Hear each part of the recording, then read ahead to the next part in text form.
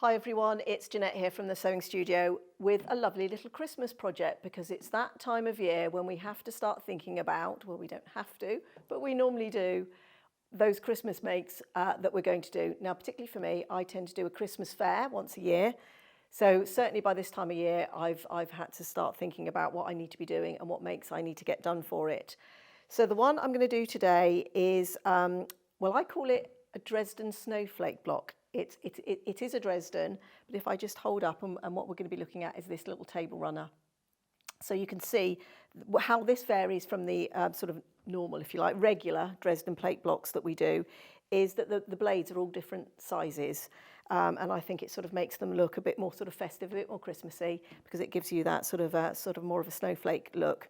So this was a table runner I did, I don't even know how many years ago, but really fun to do, and I based it on using 5-inch squares charm packs.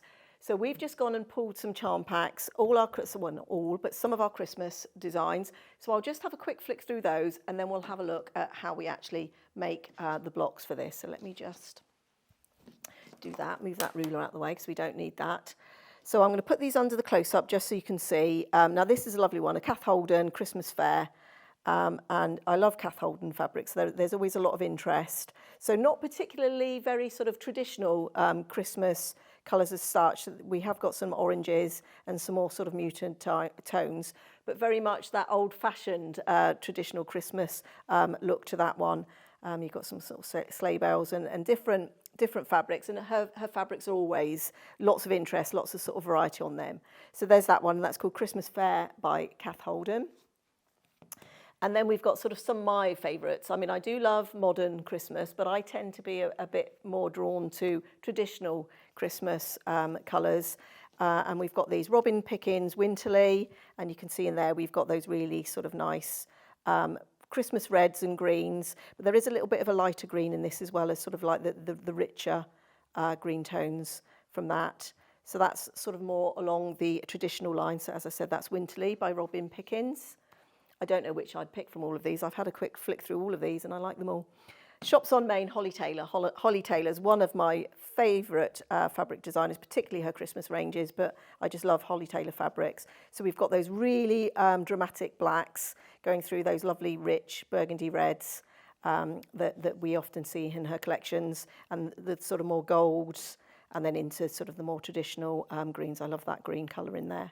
So that you can never go wrong with a Holly Taylor fabric, as far as I'm concerned anyway. So that's Shops on Main by Holly Taylor.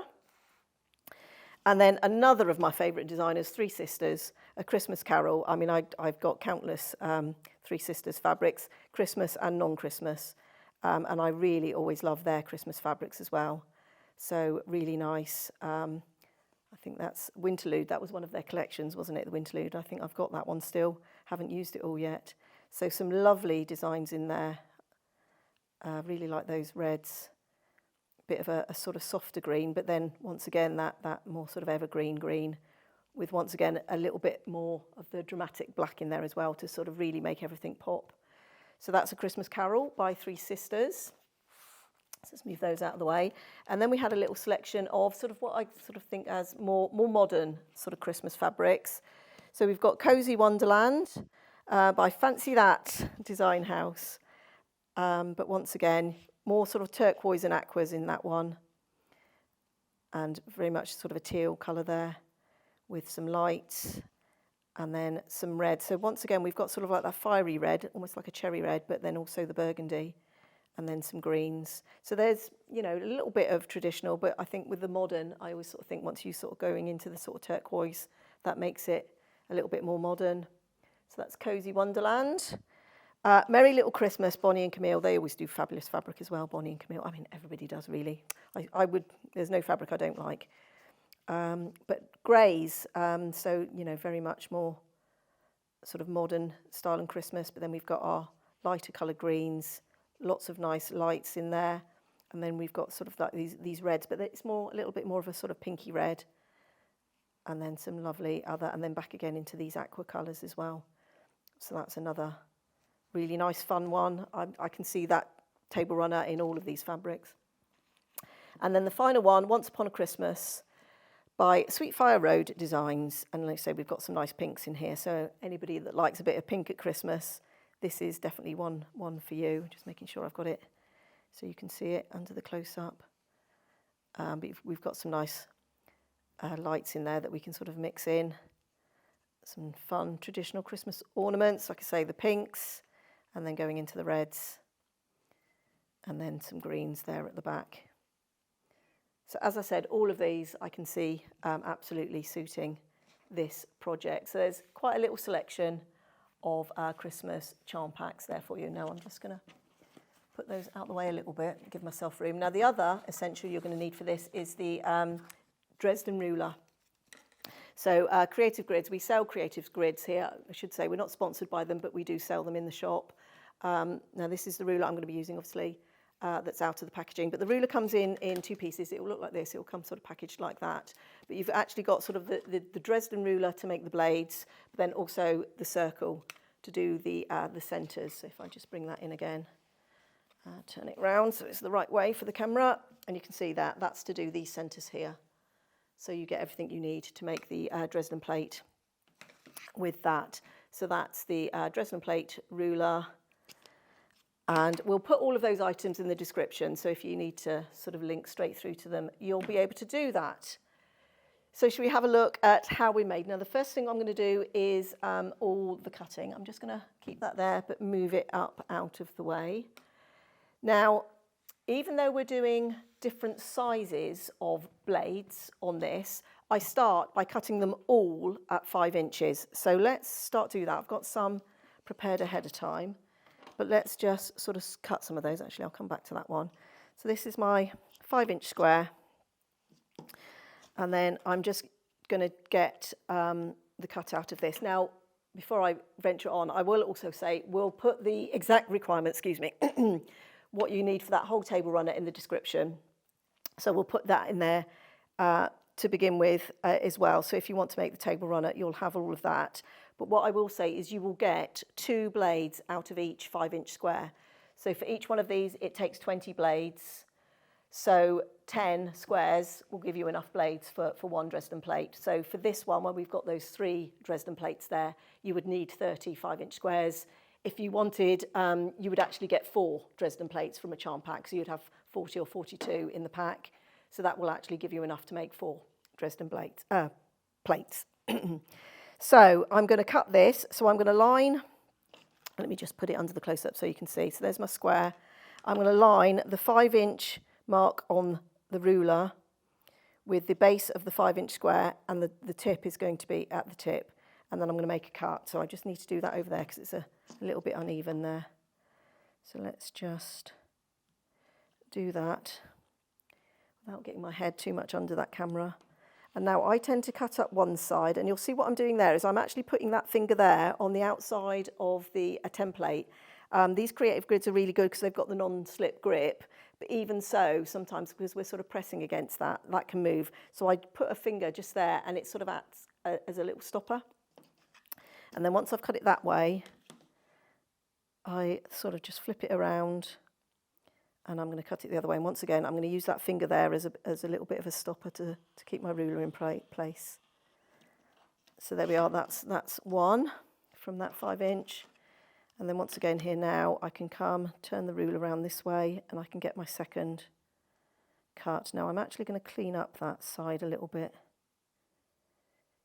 Yeah, I will. Sometimes they just sort of, that edge becomes a little bit uneven. I think it's just fabric. It's a natural substance, and I think it just sort of moves. So I'm just going to do that. So you want to do that, and that's just the little scrap you'll have left. Now for me, anybody that knows me will be knowing that's going to go into my hexagon box, so I'll probably get some little hexagons out of that, maybe a couple of small hexagons out of that. So there's our 2 blades from there. Now I've got some others here, so I don't need to sort of cut anymore. I'll just show you how to trim, and then we'll move on to sort of the full assembly and how we do the centre. But once you've cut them all at 5 inches. So for that I would need 20, so I'd need a total of 60 for 3 Dresden plates. So I'd cut all my charms. Now you can stack them and cut more than one at a time, but just be very mindful that accuracy is important for this, because we need everything to make that 360 degrees. So sometimes when you sort of layer cut, you begin to lose some of the accuracy, but do what you're comfortable with and how you like to work. I would always recommend that. So I've got some here, and what I'm going to do now is, or what I tend to do, is I then lay them out as they are into the order that I want things to go. Now, have I got a light one there? No, so I am going to cut one of those, because I want a little light to go in with those. So I'm not going to do it all, but just for instance, I would begin to, actually let's put that red one next, and then there. And I would do all of that until all 20 form my circle. And then once I've laid the whole plate out, but nothing's been sort of sewn as yet, I then decide which ones I'm going to trim back. Now, I found the shortest length that works with this is 3.5 inches. If you go any shorter than that, it looks a bit weird.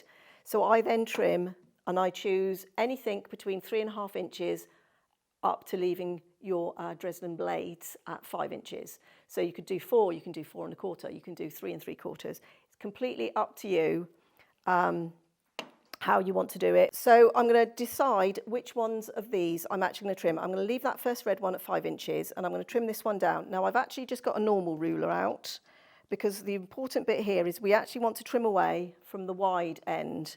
We don't want to be altering the angle down here. So if we did, they wouldn't fit together. We would alter that 360 for them all coming together. So I'm going to decide, you can use anything from 3.5 up to 5 inches. I did have a look, anything smaller than 3.5 looks a bit weird, it looks a bit odd. So 3.5 is about the smallest I trim it back to. So for this one, I'm going to go 4 1/4, just because I can. But anything, you can do it in 1/4 inch increments, you can do it in 1/2 inch increments, it really doesn't matter. But like I say, but you just always need to be making sure that you trim away the large section. So I've done 4 1/4 there. Actually, let me just put that in under the close-up. So I'm going to put my 4 1/4 line, which is there, right there, and then I'll be able to trim off this bit there. But that's where I'm lining up my 4 1/4 on the narrow part of that blade there. So sorry, I'm just going to put it there because it's the surface isn't quite even there. So we're just going to trim, and then I put it back where it's come from, and then I'm going to decide. I think this one I'm going to go smaller again, so I'm going to go 3 3/4. So once again, I'm lining up along the short edge of the bottom with the 3 3/4 inch on my ruler, and I'm going to take off that. And then I'm going to put that one back. And I'm just going to go along doing that. So this one I'm going to trim down to 4 1/2. You don't have to trim them all. You can leave them at sort of 5 inches. And that one I'll leave at 5 inches again. So I just sort of keep going round to something that sort of looks quite pleasing to my eye, and just sort of trim them back, but always making sure that I take it from the top edge there. I'm never cutting from this and altering that angle. So that's what's come away from there. So we can disregard those bits, but that will probably give me a hexagon as well. So I'm going to not put that in the rubbish. And then we can start to actually sew these, turn them into the Dresden blade, just like we would normally. So along the wider edge, we're going to fold that right sides together, and then I'm just going to put a little pin there. And once I've got them all trimmed, I'll then sort of process sew, if you like. I'll sort of trim them all, then sew them all, iron them all. So let's just pin all of these, and then we can chain piece them through, and all that means is we just follow one after the other.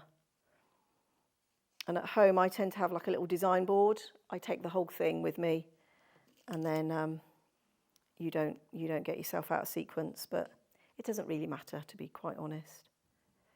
Now, the other important thing to watch in a minute is our accurate 1/4 inch, because we need everything to fit together. So getting them sewn together with an accurate 1/4 inch is important for this one as well.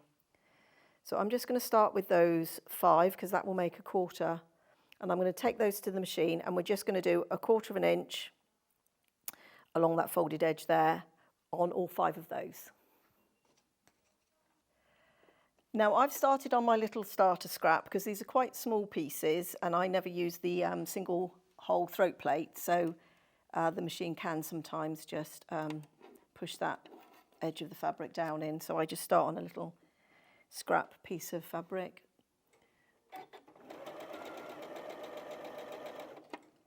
And we're just going to chain piece these through. Now some people like to start at the folded edge. It really doesn't matter.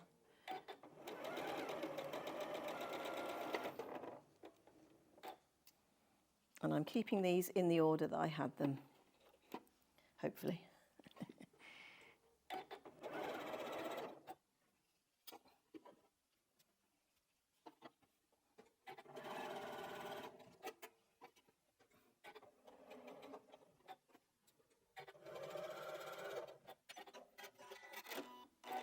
Okay, so that's those sewn. Let me just clip off my starter piece. So normally I would have all 20 done like that, and then just snip those apart. Now some people like to trim this little piece of fabric here away. I don't tend to. I tend to sort of leave it there, because what we're going to do now is we're going to just sort of fold that under, and I find if you just sort of fold that, it does lay fairly flat. And we're just going to sort of finger press that, and we want that centre seam to be in the centre of the blade. Now you can fold your blade in half to find the centre. To be honest, after you've done a few, you get to sort of judge where that is. So I tend to just sort of finger press it, and then I turn it over and have a look to see that both of those angles look like they're the same. So I tend to just sort of do it like that. So I'm just going to finger press those for the minute. So I'm just going to sort of fold that piece of fabric flat and then poke that under and through, and then sort of eyeball that in the centre. We can make some. I'm going to keep these in order if I can. And once again, I'm just going to fold that flat and push it through.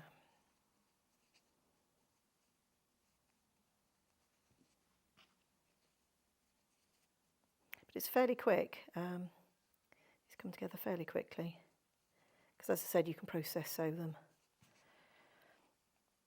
And I'm just going to take that bit of excess thread off. And I've just pressed that seam to one side. You can, if you like, press that open. Now the other thing that sort of helps with these at this point is sort of a tool that gives you, because you can just sort of poke out that point a little bit more. But just be careful that you don't poke anything through and make a hole in the top of your blade. And then we're going to take these to the iron.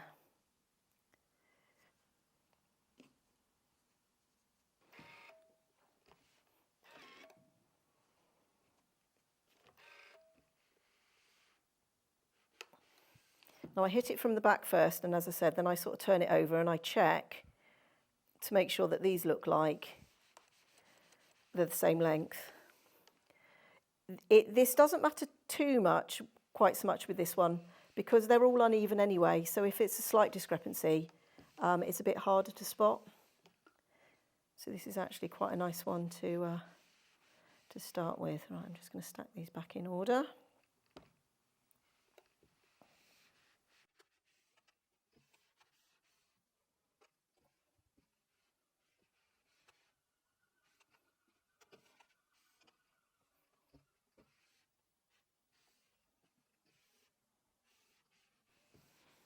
Perfect. Well, not perfect. So this is my order, so I'm just going to lay them back out. 3, 4, 5. And now once we've got them to this point, we would have all 20 done. I quite often work in quadrants, so we'll do them in sets of 5, and then you can put all of those quarters together to make your whole circle. What I'm going to do now is I'm going to sew these together like we would a normal Dresden. But the difference is, of course, these are going to start and stop at different places. Now, I found the easiest way to sew them is always with the shortest piece on top. So it doesn't matter sort of which way round, if you like, but if you keep the shorter bit on top, you can see where you need to start and finish. It doesn't really matter what happens down the end here, because we're going to cover that with a circle. So on this piece, you can see that one's gone on there. On this piece, I'm going to sew it with that one on top. So on that piece, I'm going to need to start at the bottom and come up, because I want my shortest piece on top. So let's just put a pin where I'm going to start, and then we'll take that 5th one with us. So we're going to take those to the machine again, and we're going to sew. Now, my next top tip, and I'm actually going to, I've started on a scrap, but I need to actually take that out. I'm actually going to start a little way in from that edge. I'm going to reverse back and then come forward. But when I reverse back, I don't want to be going over the edge. I just want to be stopping just on the inside of that edge. And the reason for that will be that when you come to lay them all out, and you'll need to press this seam back under 1/4 inch when you go to attach it to your background fabric. And if you've got a stitch there, it will prevent that from lying flat. It's not the end of the world if you do sort of reverse back out. Beyond that, it will mean you might have to unpick a couple of stitches. So I'm just going to put that under there, and I'm going to start a little way in. And I will explain one of the reasons I'm starting a little way in is so that my tail of my thread is not right at the edge there. So let me just drop that, and I'm going to come forward a couple of stitches, and then I'm going to go back just quite slowly, and I'm just watching for that edge. There we are.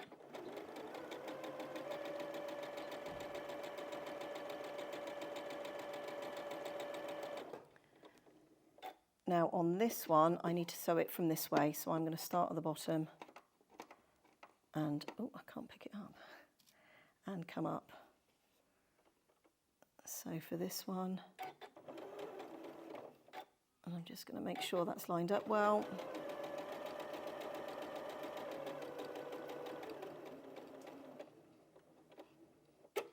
I'm just going to do one more stitch, but I don't want to go over that edge, so I'm going to stop there. And I'm going to reverse, and then I'm going to cut my thread so that it's back there. Okay, now I'm not going to worry about that 5th one for a minute actually. Let's just put these 2 sections together. So that's going to open out like that. That's going to open out like that. And then these 2 will go together. So once again, this shorter one needs to go on top.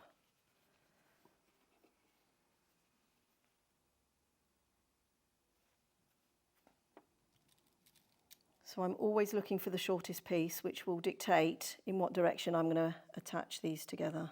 So once again, I'm going to start probably about there, reverse back a couple of stitches, and then come forward, but making sure not to go over that folded edge.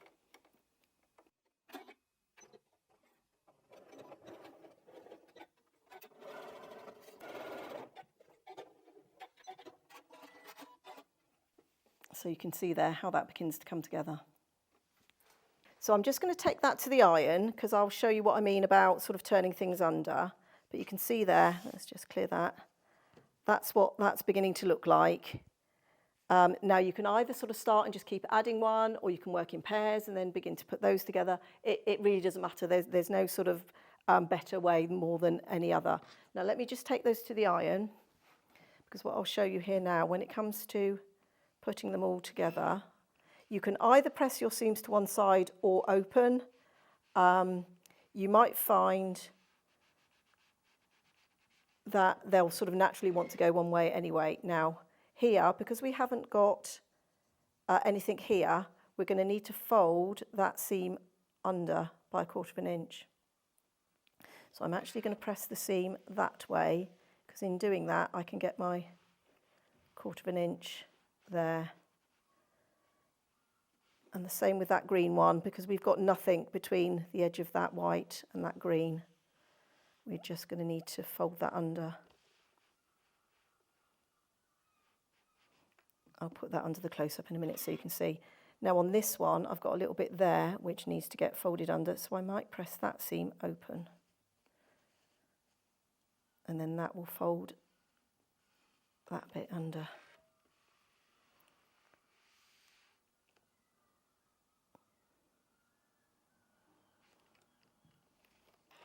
So let me show you under the close-up what I've done.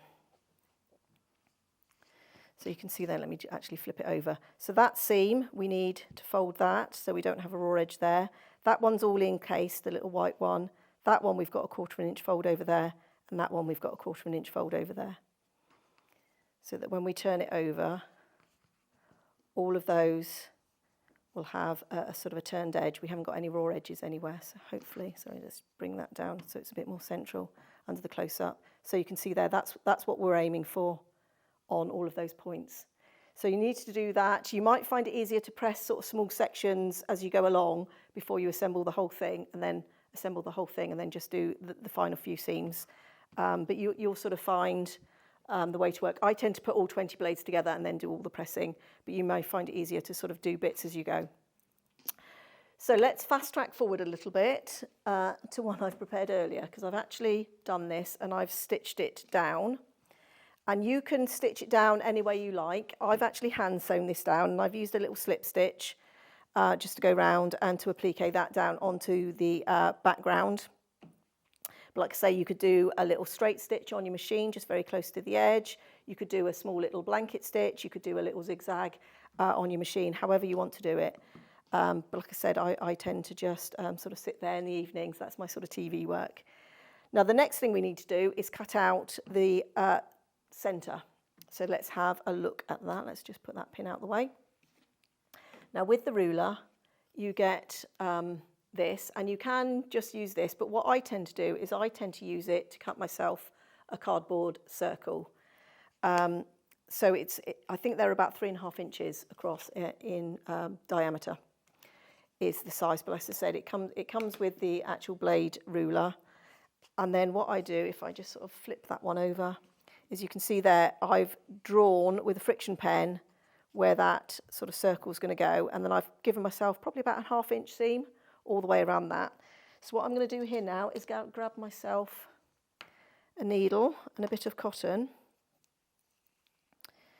and we're going to do just a running stitch around the edge of that to draw up that thread. Now you could use double-sided fusible and just cut a circle with your double-sided fusible and sort of iron that on, glue that on. That's absolutely fine as well. Let's see if I can thread that needle. I was looking for one there with a fairly large eye. Oh yeah, first time. So I've just got a white cotton here to match in with the colour I've used on the fabric. I'm going to make my little quilter's knot. Actually, that was quite a big quilter's knot, wasn't it? And then I can move that out of the way for a minute. I'm just going to do a running stitch all the way along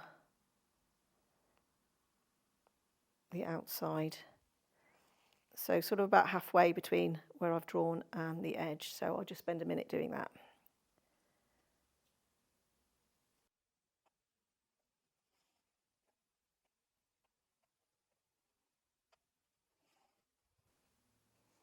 Now I'm back to where I've started. So you can see we've gone all the way around there with our running stitch. And now what I'm going to do is take my cardboard circle, put that back in the centre, and then I'm just going to hold that and just pull on that thread so it's sort of nice and tight. Hopefully my cotton won't snap. And then we've got a nice circle. Now you could cut that out of template plastic, but if you do, just be careful of what I'm going to do on the next step, which is hit it with the iron. And that's why I use the cardboard, because the cardboard can take the heat. So if you've got a plastic bit of that, it doesn't like the heat quite so much unless it's like a Mylar heat-resistant plastic. So I'm now going to take that to the iron and just give that a press, because what the heat does is just makes that crease.